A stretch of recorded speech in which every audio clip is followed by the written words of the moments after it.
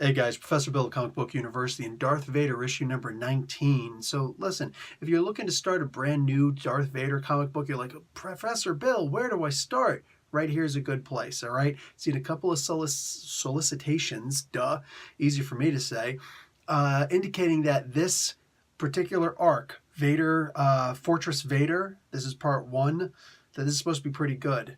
Now, the first issue doesn't exactly wow me. What it does is it gets really dark. Yeah, I know, Darth Vader going around killing a bunch of former Jedi. Wow, what could be darker than that? Well, the way he does it. A Zabrak woman and husband have just given birth to a baby, literally, like just now. The father's just now asking, can I hold her?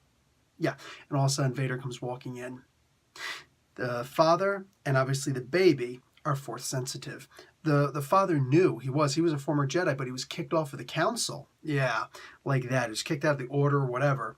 So he has no real ties. In fact, he like stuffed his lightsaber in some cocoon someplace, and for the most part, he's just like, I don't even practice anymore. I'm a priest of a different religion. So, like, leave me alone. Leave my family alone. I promise we're not a threat to you. Vader doesn't want to hear it. Take no chances. So yeah, you can imagine how this all ends.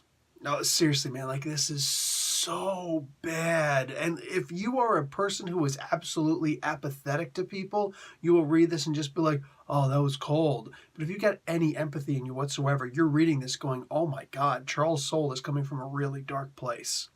So let's point out the credits. Charles Soule is writing. Giuseppe Camuncoli is doing the layouts.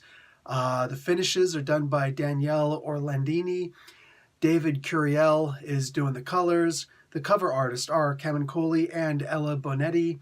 VC's Joe Caramunga does the letters. So this is seriously like really dark. And I don't know how dark exactly this is going to go, but it seems that one of the questions that I'd been having for a while, like what happens when it's all over, is in fact going to be answered really soon. You see, I've always been wondering to myself, with a bit of an understanding of the answer, what's going to happen once all the Jedi are gone? What's going to happen to those Inquisitors? Because I personally don't remember seeing all those Inquisitors in A New Hope. Yeah, I think we all know what's going to happen. Once Vader's finished with his job, he's going to kill all of them because they're not necessary anymore. And from that point on, you just need Palpatine and Vader. And when Vader dies, he'll either be, the idea is he'll either be resurrected as a clone or not. Either way, the idea is that Vader can just go around and say, oh, here's a new baby. You know what I'm saying? And just kill all the new babies that maybe have just a little bit of force sensitivity in them.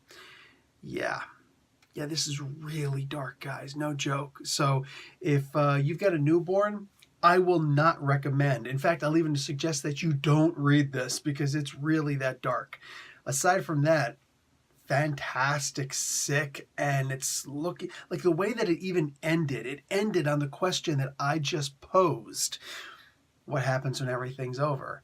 And then Vader's shadow just looms over. And it's a really weird way to end the book, but you go back and read the comic a second time, and it's like, yeah, that's imposing. That's imposing. How else would you end this issue? So I can't wait to read the next story. I can't wait to read the next comic. I can't wait for this arc to come through to its completion. This is going to be sick. It's already sick. All right, guys. Depravity over. Professor Bill, Comic Book University. Class dismissed.